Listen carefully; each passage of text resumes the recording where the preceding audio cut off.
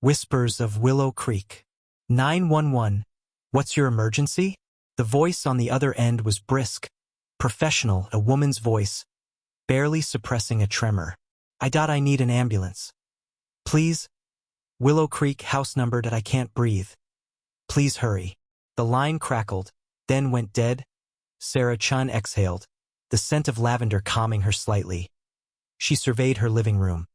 A sanctuary of muted grays and soft textures. Bookshelves lined one wall, filled with well-loved volumes. Sunlight streamed through the sheer curtains, illuminating dust motes dancing in the air. Willow Creek, it was perfect, wasn't it? Manicured lawns, uniform mailboxes, the quiet hum of sprinklers at dusk. Perfect, and perfectly isolating. She unpacked the last of her aromatherapy oils, arranging them meticulously on a small glass shelf. Peppermint for focus, eucalyptus for congestion, a necessary precaution, given her seasonal allergies. Sarah cherished order. Chaos made her anxious, made her chest tighten. That's why Willow Creek had seemed so appealing. Predictability, controlled. A thin smile touched her lips as she remembered the real estate agent's enthusiastic pitch. Immaculate landscaping, exceptional community. And the HOA is simply unparalleled in its dedication to maintaining property values. She'd soon learned what unparalleled dedication truly meant. Later that evening, the HOA meeting felt like a tightly wound clock, ticking towards some unknown explosion. Dolores Abernathy, the HOA president, stood ramrod straight at the podium, her voice amplified to a piercing shrillness by the microphone. The issue of Mr. Henderson's bird feeder continues to be a source of concern, she announced, her gaze sweeping the room. Regulation 3.14, subsection B, clearly states that bird feeders must be no larger than 12 inches in diameter. Mr. Henderson's feeder, as verified by multiple residents, exceeds this limit by a full 2 inches. I trust he will rectify this infraction immediately. Mr. Henderson, a small, elderly man with a perpetual look of bewilderment, mumbled something about the birds needing space. Dolores's eyes narrowed. Regulation 3.14, subsection B, makes no exceptions for avian comfort. Mr. Henderson, adherence to the rules is paramount. Sarah shifted uncomfortably in her seat. The absurdity of it all was suffocating. Next on the agenda was the thorny issue of Ms. Davison's petunias. Apparently, they were the wrong shade of pink. A hand shot up in the back. It was Mark Olson, a newcomer like Sarah. His face flushed with a mixture of anger and amusement. With all due respect, Mrs. Abernathy, he began. Aren't there more pressing issues we should be addressing? Like, say, the increasing number of break-ins reported in neighboring communities. Dolores fixed him with a withering stare. Security is, of course, a concern. However, a well-maintained aesthetic is a deterrent to criminal activity. At a community that appears orderly and prosperous is less likely to attract unwanted attention. Compliance with regulations, therefore, is a crucial element of our security strategy. Sarah felt a chill crawl down her spine. It wasn't just the stifling rules. It was the unwavering conviction in Dolores's eyes, the absolute certainty that she knew what was best. The meeting droned on. A litany of minor infractions and petty grievances. Sarah walked home. The perfectly manicured lawns seemed less idyllic, more like prison bars. The whispers of Willow Creek were growing louder, hinting at something darker beneath the surface of its flawless facade. The price of order. Dolores adjusted her Panama hat, its shadow bisecting her face as she scrutinized Mrs. Henderson's petunias, spindly things. Utterly etiolated, she jotted a note on her clipboard. The scratch of the pen a tiny rebellion against the prevailing hush of the cul-de-sac. Systematization reigned supreme. It was the cornerstone of Willow Creek's identity. And she, Dolores Abernathy, was its steadfast guardian. She recalled the Henderson incident of '08, the year Mrs. Henderson attempted to introduce impatience, a flagrant breach of Section 3, subsection B, paragraph 12 of the Community Landscaping Charter. Dolores had squelched that infraction before it could propagate, averting a floral anarchy that would have undoubtedly devolved into pandemonium. She offered a smile, a severe, almost joyless tightening of her mouth. People misunderstood. They imagined these regulations were arbitrary, that she reveled in being a martinet. How mistaken they were. The rules existed to safeguard them. to preserve their property values, to uphold the very spirit of Willow Creek. A flicker of scarlet drew her attention. 22 Willow Lane. Sarah Chen. The new arrival. Dolores strode purposefully across the asphalt, her sturdy shoes tapping a brisk rhythm. The offending article was a solitary, audacious red rose, snaking its way up the trellis at an exquisite bloom. She conceded, but a patent transgression nonetheless. Roses were authorized, granted, but only hybrid teas. This bore all the hallmarks of a rambler, and ramblers were categorically prohibited. Sarah discovered the citation tucked beneath her windshield wiper later that afternoon. Landscaping infraction, unapproved flora. Immediate remediation mandated. The words seemed to glare from the page, accusatory and icy. Her stomach constricted. A single rose. A slip her grandmother had gifted her. A precious shard of home she desperately clutched within Willow Creek's sculpted confines. She pictured Dolores, clipboard in hand, dissecting her with that implacable gaze. The thought ignited a flash of irritation, swiftly followed by a wave of listless acceptance. Was this to be her existence in Willow Creek? Perpetual fussiness and picayune ordinances? She reflected on the inaugural HOA assembly she'd attended. A 3-hour marathon over the definitive shade of ecru for mailbox supports. Sarah had sat there, dumbfounded, as neighbors sparred with astonishing zeal over the patently inconsequential IT. Was then she began to second-guess her choice to relocate here, to exchange the exuberant disorder of the city for this stifling semblance of uniformity. The city presented its challenges, certainly, but at least it felt vibrant, authentic. Here, everything possessed an artificial gloss. Dolores reclined in her meticulously arranged study, a memento of her receiving the HOA President of the Year award radiating prestige from the shelf. That was her crowning moment. She had revitalized Willow Creek in the past. It had been a shambles, a pastiche of clashing paint schemes and unkempt lawns. Now, it stood as a brilliant paradigm of suburban conformity, and she would not permit anyone, not even a recent transplant with a sentimental rose, to jeopardize that legacy. No, the cost of order was constant vigilance, and Dolores Abernathy was ever watchful. A silent alarm. A sharp pain, like a shard of glass, pierced Sarah's chest.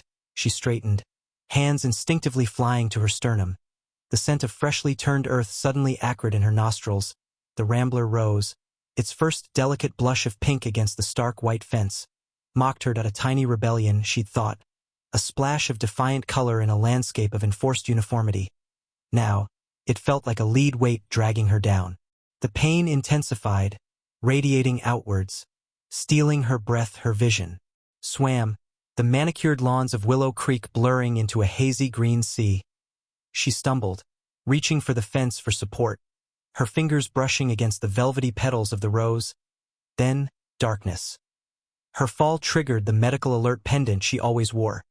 A silent cry for help transmitted into the sterile confines of the emergency response center. A calm, disembodied voice confirmed her address. Her pre-existing condition flagged mitral valve prolapse.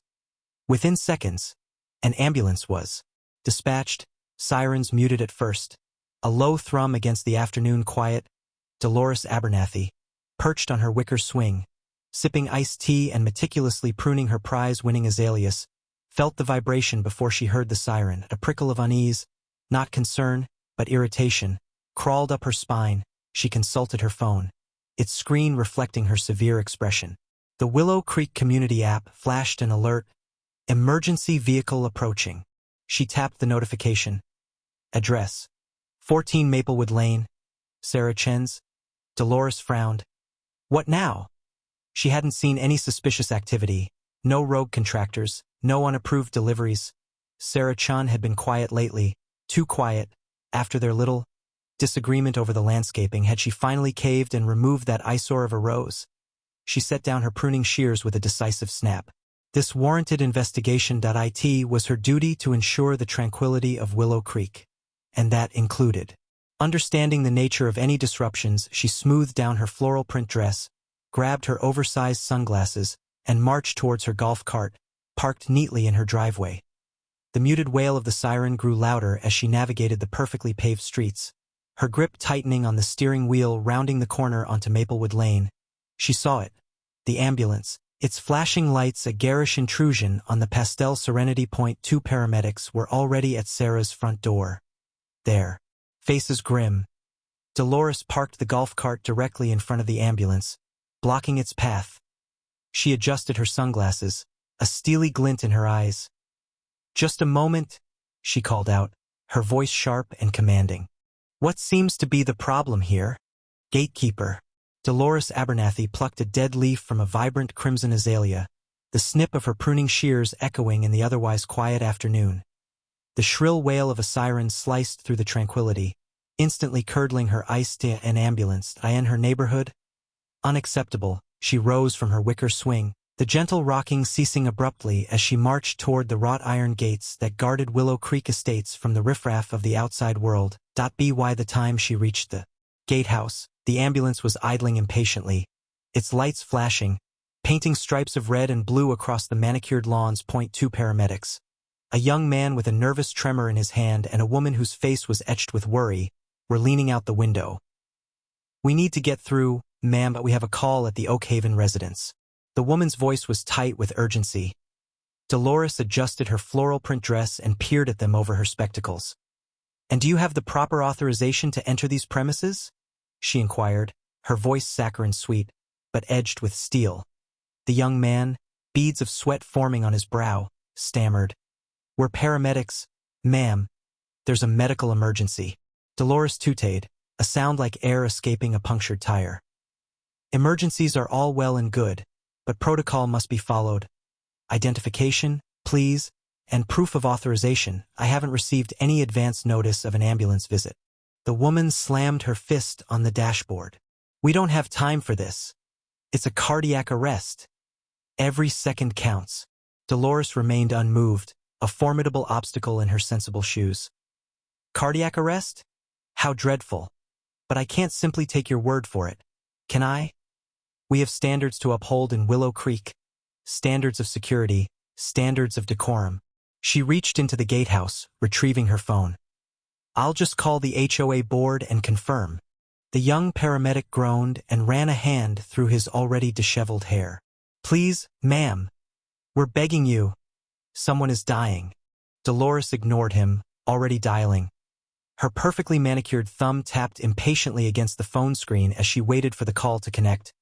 "Yes, Mildred? Dolores Abernathy here. We have an unannounced ambulance at the gate, claiming a medical emergency at the Oakhaven residence. I need confirmation that this has been properly vetted." "Yes, I understand the urgency, but we can't just let anyone in. Can we? Think of the precedent it would set." She paused, listening intently. "A cat stuck in a tree? Oh, honestly, Mildred. Well, thank you. I'll hold them here." Dolores ended the call and turned back to the paramedics, a smug satisfaction playing on her lips. "The board is unaware of any authorized medical assistance needed at that address. Perhaps you have the wrong house? Or, more likely, this is some sort of ruse." She sniffed delicately. "We've had issues with door-to-door salespeople lately." The sun glinted off the lenses of her spectacles as she settled back into her gatekeeper persona, an immovable object guarding her precious, pristine community. The siren wailed again, a desperate cry lost in the perfectly manicured landscape. Fading echoes. The air in the living room felt thick, resistant to entering her lungs. Sarah clawed at the neckline of her linen shirt, each ragged breath a strained wheeze. The scent of the Rambler rose, usually a comfort, now felt cloying, oppressive. Her vision blurred, the edges of the Persian rug swimming in a hazy watercolor. Asterisk. It's critical, Sarah. Any undue stress, any excitement, could trigger an arrhythmia. Dr. Anya Sharma's voice was calm, measured, but the grim line of her mouth betrayed her concern.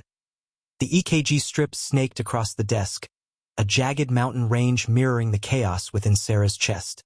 "We need to manage your lifestyle, minimize potential triggers." Asterisk. A sharp, insistent rapping echoed in her memory. A discordant counterpoint to Dr. Sharma's gentle warning. It was Dolores Abernathy, her face a mask of practiced disapproval, framed by the pristine white trim of Sarah's front door. "Ms. Chen, a reminder that petunias are the only approved flowering plant for window boxes. These geraniums are non-compliant. Dolores's gaze flicked from the crimson blossoms to the unmown edges of Sarah's small lawn. And the recycling bin was left out past 7 p.m. on collection day. This is your second warning. Sarah had bitten back a retort about sterile conformity, about vibrant life suffocated under layers of beige regulations. Instead, she'd offered a tight smile and a promise to rectify the violations. Asterisk. Now, the crimson of those geraniums bled into the darkness creeping at the edges of her sight. Her chest tightened, a vice squeezing the air from her. She tried to reach for her phone, lying uselessly on the coffee table, but her arm felt heavy, disconnected. Asterisk. Protocol is protocol, ma'am. Dolores's voice, amplified by the intercom, crackled with unwavering conviction.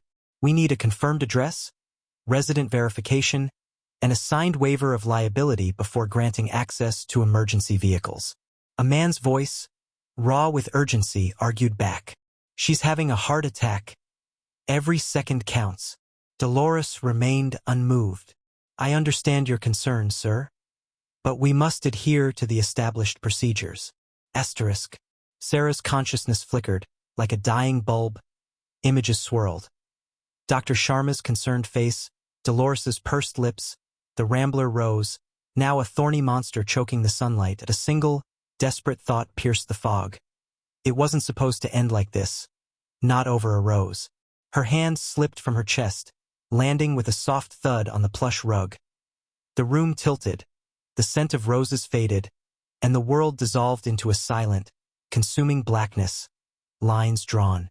The wail of sirens tore through the suburban hush, painting the perfectly sculpted lawns with frantic pulses of crimson and azure. Twin patrol cars, bumpers almost touching, sealed off the entrance to the placid cul-de-sac. That a rookie officer, barely settled into her uniform, approached Dolores, her hand hovering near her holstered weapon. Ma'am, please, we need you to move, it's a medical emergency. Dolores, bosom puffed out, floral dress straining, stood her ground. I'm safeguarding the sanctity of this neighborhood. They can't just waltz in here, shattering the peace. They even have authorization. The officer blinked, momentarily taken aback. Authorization? Ma'am, someone's suffering a medical crisis. A possible heart attack. Time is critical. A heart attack, is it? Dolores's tone dripped with skepticism. How can we be certain it's legitimate? Perhaps it's a ruse to gain entry. We've experienced difficulties with unsavory individuals attempting to infiltrate our community. And those paramedics, are we confident they possess the proper credentials? Have they presented their HOA-approved identification? She gesticulated toward the increasingly distraught paramedics by their rig, their professional composure crumbling. The din had attracted onlookers, drawn by the commotion. Mrs. Henderson, famed for her award-winning roses, wrung her hands, muttering worries under her breath. Mr. Peterson, usually ensconced in front of his TV, stood arms crossed, a disapproving scowl deeply carved into his features. Some of the younger families, faces taut with anxiety, exchanged uneasy glances, clearly disquieted by Dolores's obstruction. Ma'am, the officer's voice, losing its initial politeness, sharpened. I assure you, these are qualified paramedics. And no, I don't require their HOA papers. I require you to let them through so they can save a life. She attempted to steer Dolores aside, but Dolores remained rooted, a stubborn blossom in a garden of escalating tension. Not until they adhere to protocol. We have regulations for a reason. We can't simply allow anyone access. What if they are scouting the area? What if they intend harm? Her voice climbed, morphing into a piercing screech that reverberated through the close-knit circle of homes. The paramedics exchanged a look laced with mounting desperation. One of them grabbed his radio, his voice tight with urgency. Dispatch, still obstructed. Subject denying entry. Requesting backup. Patient is declining rapidly. A wave of murmurs swept through the gathering. Even Mr. Peterson seemed to falter. Dolores, however, appeared oblivious, her eyes burning with fanatical righteousness. This is my home, she proclaimed, her voice trembling with a potent blend of fear and conviction. And I will not see it invaded by disorder. The officer emitted a weary sigh, a sound pregnant with frustration. "Ma'am, you're impeding medical assistance. That constitutes an offense that I must ask you, one last time, to step aside." Dolores held firm, a defiant silhouette against the backdrop of flashing emergency lights. The air thrummed with unspoken judgments and simmering resentment. Battle lines were drawn and all knew something was about to give. The question hanging heavy in the night air: what, or who, would be the breaking point? Too late. The hydraulic jaws groaned, a drawn-out metallic shriek that echoed off the manicured lawns with a final, sickening crack. The wrought iron gate buckled inward, twisted and useless. Blue and red lights painted the pristine street in dizzying strokes as two paramedics, faces grim, sprinted towards Sarah Chen's cottage, their heavy equipment bags bouncing against their thighs. Officer Miller, his face a mask of grim determination, followed close behind, radio crackling static against his chest. Dolores Abernathy stood frozen near the shattered gate, her mouth a thin, bloodless line. The triumphant gleam that had been in her eyes earlier was gone, replaced by a flicker of something unreadable, perhaps even fear. She hadn't moved since the first police car arrived, a statue carved from disapproval and regret. The front door of Sarah's cottage stood ajar. Inside, the air hung thick with the cloying sweetness of roses, a cruel irony. The paramedics found Sarah slumped on the floor beside a toppled watering can, her skin pale and clammy. "We've got a pulseless, non-breathing female," one of the paramedics barked, already tearing open Sarah's blouse to attach the defibrillator pads. The rhythmic beeping of the heart monitor filled the small room, a frantic counterpoint to the suffocating silence. Dolores, drawn forward by an invisible thread, peered hesitantly through the doorway. Her gaze darted around the cheerful, sun-drenched room, lingered on a half-finished painting of roses on an easel, and finally settled on Sarah's still form. "Clear!" the paramedic shouted, and the defibrillator delivered a jolt that Sarah's body arched momentarily, then fell still again. The monitor remained stubbornly flat. Another jolt. Still nothing. Officer Miller gently steered Dolores away from the doorway. "Ma'am, please. You need to step back." The paramedics continued to work, their movements precise and desperate, minutes stretched into an eternity, each tick of the clock amplifying the growing sense of dread. Finally, the lead paramedic straightened up, his shoulders slumping with defeat. He removed his gloves, his face etched with exhaustion and sorrow. "Time of death, 3:47 p.m. His voice was low, heavy with the weight of the pronouncement. That a collective gasp rippled through the small gathering outside the cottage. Dolores swayed, her hand flying to her mouth. The color drained from her face, leaving her looking ancient and frail. The triumphant stiffness that had defined her for so long seemed to crumble, revealing the brittle woman beneath. Officer Miller put a comforting hand on Dolores's arm, but she flinched away. The scent of roses, once a symbol of Sarah's vibrant spirit, now hung in the air like a mournful shroud. The setting sun cast long, somber shadows across the manicured lawns, painting the perfect suburb in shades of guilt and despair. That it was too late. The weight of the law. The yellow tape snaked around the Abernathy property like a venomous vine. Dolores watched from her living room window, a beige curtain twitching in her trembling hand.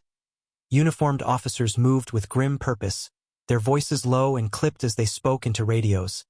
The rhythmic flash of a camera punctuated the morning stillness. They were documenting everything: her perfectly manicured lawn, now marred by tire tracks. The pristine white fence, a symbol of suburban order, turned into a barrier of shame. Detective Harding, a woman with eyes as sharp and cold as flint, had been relentless. She'd asked questions that clawed at Dolores's carefully constructed reality. About the bylaws, the parking regulations, her interactions with Mrs. Henderson. Each answer felt like a brick added to a wall, slowly closing in on her. Outside, the murmurs grew louder. Mrs. Gable, known for her prize-winning roses and even more prize-winning gossip, stood at the edge of the tape, her face a mask of disapproval. Others gathered, some shaking their heads, some whispering behind cupped hands. The air crackled with a mixture of morbid curiosity and righteous indignation. She went too far. A man's voice, rough with anger, drifted through the open window. The HOA rules are one thing, but this is murder. Another, softer voice countered. But what about Mrs. Henderson's blatant disregard for the rules? Someone had to do something. The debate raged, tearing the community apart along fault lines of order and empathy. Dolores felt a wave of nausea. She hadn't meant for any of this to happen. The HOA, the rules, they were supposed to maintain order, to protect property values. Now, they were a noose around her neck. The doorbell chimed. A jarring sound that made her jump. Detective Harding stood on the porch, her expression unreadable.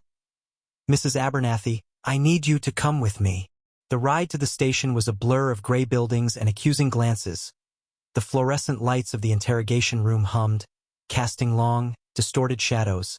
Harding slid a file across the table, photographs. Mrs. Henderson's lifeless face. The ambulance, blocked by Dolores's car. The HOA handbook, open to the parking regulations, circled in red ink. Dolores Abernathy. Harding's voice was devoid of emotion. You are under arrest for involuntary manslaughter. The words hung in the air, heavy and suffocating. Dolores opened her mouth to protest, to explain, but no sound came out.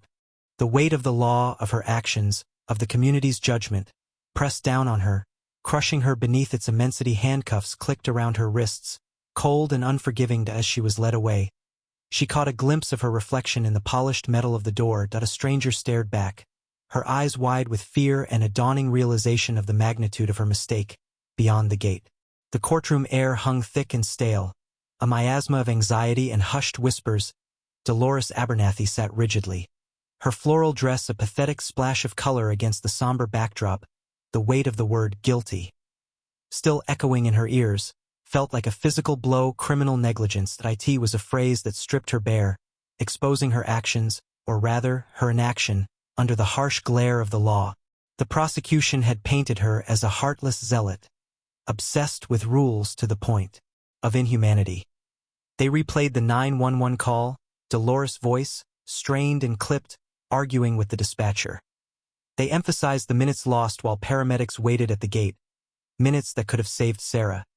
Her defense attorney, a weary woman with kind eyes, argued that Dolores hadn't intended harm, that she was simply enforcing community guidelines. She spoke of Dolores' commitment to the HO, her belief in maintaining order. But in the face of Sarah's absence, of the palpable grief radiating from the gallery, it all sounded hollow. Witness testimonies blurred into a cacophony of voices.